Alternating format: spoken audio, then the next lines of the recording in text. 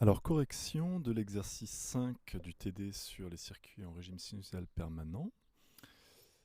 Donc voilà le circuit.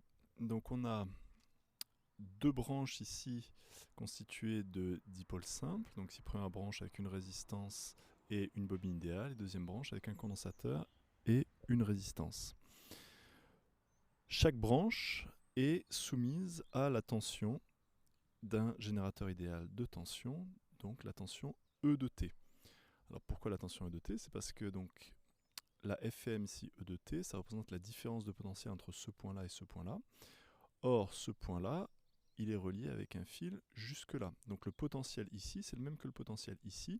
Et même chose en passant de l'autre côté, donc le potentiel ici, c'est le même qu'ici. Donc là, on a E de T comme tension. Et vu que ces deux branches sont en parallèle, eh bien, chaque branche est soumise à E de T. Donc dans la première question, on cherche l'intensité circulant dans chaque branche. Donc à chaque fois qu'on cherche une intensité, on va essayer d'exprimer l'impédance de l'ensemble, comme on a fait dans le cours. Donc ici, on commence par cette branche-là. L'impédance équivalente de cette branche-là, ici R1 et L sont en série, donc ça va être la somme des impédances élémentaires. Donc voilà l'impédance équivalente de cette branche. Même chose pour la deuxième branche. On met au même dénominateur. Et donc ensuite, on se retrouve dans cette situation-là. Chaque dipôle équivalent est soumis à la tension E bar de T. Donc, en appliquant la caractéristique en complexe associé, donc la tension aux bornes d'un dipôle, c'est son impédance fois l'intensité qui le traverse en convention récepteur.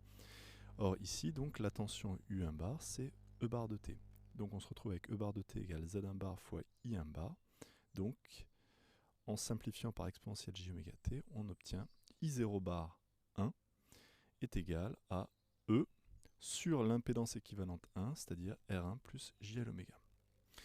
Ensuite, on vous proposait, pour anticiper des calculs difficiles, de faire des applications numériques. Donc vous avez ici les valeurs numériques des différents dipôles. Donc il faut remarquer ici qu'on vous donne non pas L, mais 2πfL, c'est-à-dire L oméga directement. On remarquera bien sûr que c'est en ohms. Pourquoi? Puisque vous savez que l'impédance complexe d'une bobine idéale, c'est JL oméga. Donc le module, c'est L oméga. Et le module d'une impédance complexe, c'est une résistance en termes de dimension. Donc c'est pour ça qu'ici, tout est donné en ohms. Voilà, donc on remplace L oméga par 75, on remplace R1 par 100, on obtient ceci. Et du coup, si je mets 100 en facteur, ça fait 2,5 divisé par 1 plus 3 quarts de J. Alors quand j'ai écrit la correction, je n'ai pas pensé à le faire, c'est une bêtise. Il suffisait de multiplier en haut et en bas par 4 et on obtient donc 10 sur 4 plus 3J.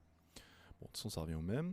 Donc on a l'amplitude complexe ici, on fait le module, donc ça fait module du haut 2,5 divisé par la racine de partie réelle au carré plus partie imaginaire au carré, donc 1 plus 9 16e. Vous mettez au même dénominateur, ça fait 25 16e, et donc ça devient 2,5 divisé par 5 sur 4, ce qui fait 10 sur 5, donc 2 ampères. Ensuite, la phase à l'origine de la première intensité, donc c'est argument du haut moins argument du bas. L'argument du haut est nul puisque c'est un réel positif, et l'argument du bas c'est moins l'argument du bas, et l'argument du bas c'est arc tangente de partie imaginaire sur partie réelle, donc arc tangente de 3 quarts. Donc on fait la même chose pour la deuxième branche, donc c'est le même principe. On a l'impédance équivalente, on fait U2 égale Z2 fois I2, le tout avec des barres. On en déduit I0 bar 2 est égal à E sur Z2 bar. Et donc on obtient ce résultat-là. On fait les applications numériques. On se retrouve avec, en mettant, en multipliant en haut et en bas par 2, on se retrouve avec 5J sur 4 plus 3J.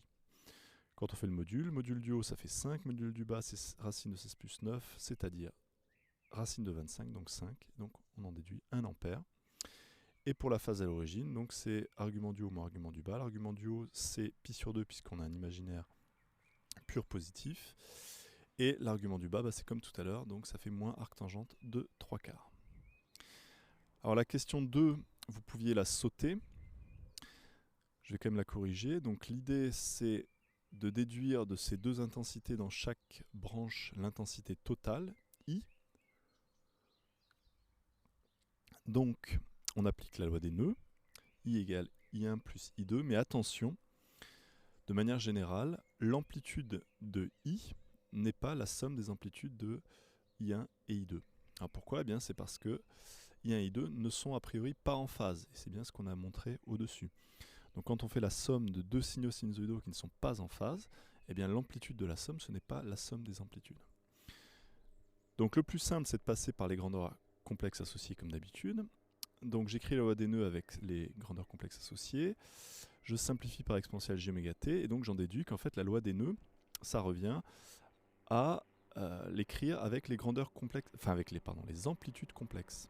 Donc I0 bar est égal à I0 1 bar plus I0 2 bar.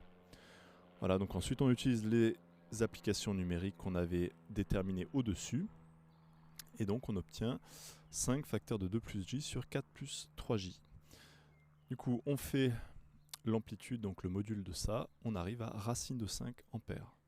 On fait l'argument pour avoir la phase à l'origine de l'intensité totale, et on obtient donc, ça l'argument est nul, on obtient donc arctangente de 1 sur 2 moins arctangente de 3 sur 4.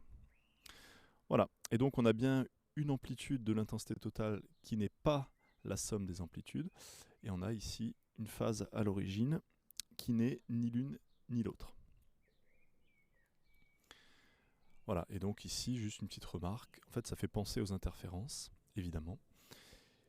Et du coup, ici, c'est comme si on avait des interférences neutres, parce que si on fait l'intensité totale au carré, on obtient 5 ampères carrés. Et si on fait la somme des amplitudes des intensités individuelles au carré, eh bien on obtient aussi 5 ampères carrés. Et donc ça, on pouvait s'y attendre parce que le déphasage entre les deux intensités individuelles, c'est pi sur 2. Et donc on avait vu dans le cours sur les interférences que lorsqu'on fait la somme de deux ondes déphasées de pi sur 2, eh bien on est dans le cas des interférences neutres.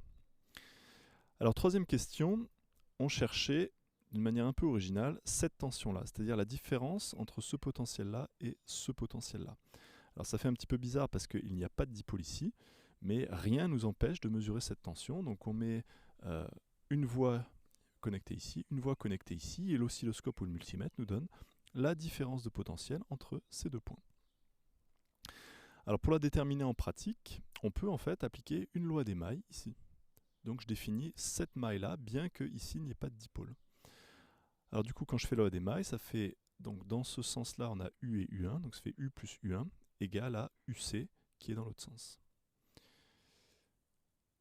Donc c'est ce qui a été fait, pardon, on est où ? Ici. Voilà, donc U plus U1 égale UC. Nous on veut U, donc on fait passer U1 bar de l'autre côté.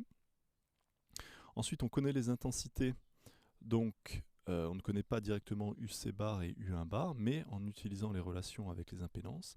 Donc UC bar c'est ZC bar fois l'intensité qu'il traverse, c'est-à-dire I2 bar, et ici U1 bar c'est ZR1 bar fois l'intensité qu'il traverse, c'est-à-dire I1 bar. Voilà, on simplifie comme d'habitude par exponentielle j oméga t, comme ça on a la relation avec les amplitudes complexes. On remplace par ce qu'on connaît, ce qu'on avait déterminé plus haut, et on obtient ça. Si on fait l'application numérique, eh bien on obtient 0. Donc en fait, on a le même potentiel aux deux points donc centraux des deux branches. Donc c'est un cas très très particulier, hein, c'est avec les valeurs numériques particulières ici qu'on a prises pour L, C et les deux résistances. Et la fréquence. Ensuite, question 4, pareil, vous pouviez la sauter. On peut quand même avoir l'idée. Donc voilà l'expression générale de la tension, enfin l'amplitude complexe de la tension U. Et donc on voit que cette tension dépend des 4 caractéristiques des deux résistances, condo et de la bobine. Donc ça veut dire que si on connaît 3 des 4 caractéristiques et si on mesure U, eh bien on pourra connaître la 4e caractéristique. Donc par exemple, si c'est L qu'on cherche, eh bien il faut connaître C, R1, R2, la fréquence, on mesure U et on en déduit L. Et enfin, pourquoi ça peut être intéressant d'avoir des caractéristiques variables pour les R et C? Eh bien, c'est parce que, en fait, en pratique, le plus simple et le plus précis, c'est mesurer une tension nulle. Du coup, en fait, ce qu'on peut faire, c'est, pour une valeur de L donnée, eh bien, on fait varier R2, R1, C jusqu'à obtenir une tension nulle. Et donc ensuite, on en déduit la valeur de L en résolvant cette petite équation. Voilà donc pour cet exercice.